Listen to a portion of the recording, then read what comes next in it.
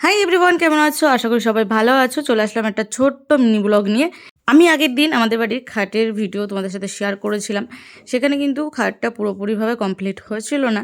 তো আজকে এসছে খাট কমপ্লিট করতে। তাই ভাবলাম আগের দিনের ভিডিওটা যেমন কমপ্লিট হয়নি, তাই কমপ্লিট করে দিই, তোমাদের একটু দেখিয়ে দিই। ভিডিওটা বেশি লং হবে না, তাই বলবো স্কিপ না করে ভিডিওটা দেখো। আর তোমাদের কাদের কাদের পছন্দ হয়েছে আর কারা কারা চাও এরকম টাইপের খাটের স্বপ্ন আছে, অবশ্যই সেটা কমেন্ট করতে ভুলো না। আর কাদের কাদের বাড়িতে আছে এই টাইপের। আমাদের যেহেতু অন্য একটা খাট আছে, তোমাদের আগের ভিডিওতেই বলেছিলাম, আর ইচ্ছা ছিল এরকম টাইপের একটা খাট বানানোর জন্য। বক্স খাটের মধ্যে এরকম টাইপের হবে, ঠিক আছে। এবার সেটা আমরা দেখেছিলাম অফলাইনে, কিন্তু আমরা ভাবলাম যে কাঠেরই তৈরি করে নিই আমাদের খাটটা, তার সাথেই এরকম টাইপের প্রসেস করেছি। তো কেমন হয়েছে অবশ্যই তোমরা কমেন্ট করে জানাবে।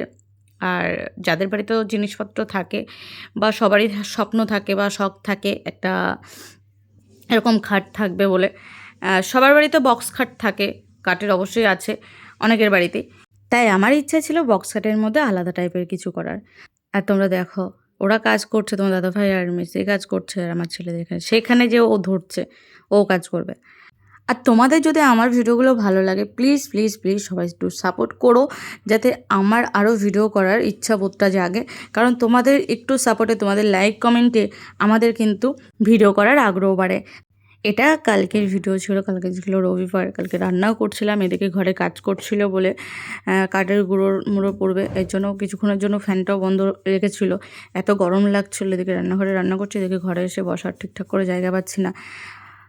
আর তোমাদের দিদিভাই তো শুয়ে বসে থাকা মানুষ, এর জন্য কি বলতো, বসার জায়গা পেলেও শোয়ার জায়গা পাচ্ছিলাম না। আমি রান্না করতে করতে আমার বাজে অভ্যেস, রান্না বসিয়ে দিয়ে খাটে শোয়া, আবার উঠে রান্না চেক করা, এরকম আর কি।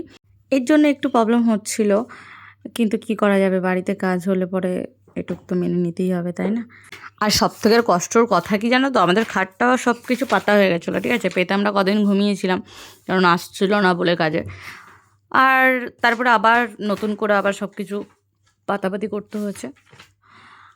তার মাঝেও আমরা খাট যখন কমপ্লিট হয়ে গেছিলো, আমাদের ঘরের যেসব জিনিসগুলো এক্সট্রা ছিল সেগুলোকে বক্সের মধ্যেই গোছগাছ করে রাখা হয়েছে, কারণ আমার একার দ্বারাই সম্ভব না, ঠিক আছে। এই জন্য তোমার দাদাভাই করে দিয়েছিল।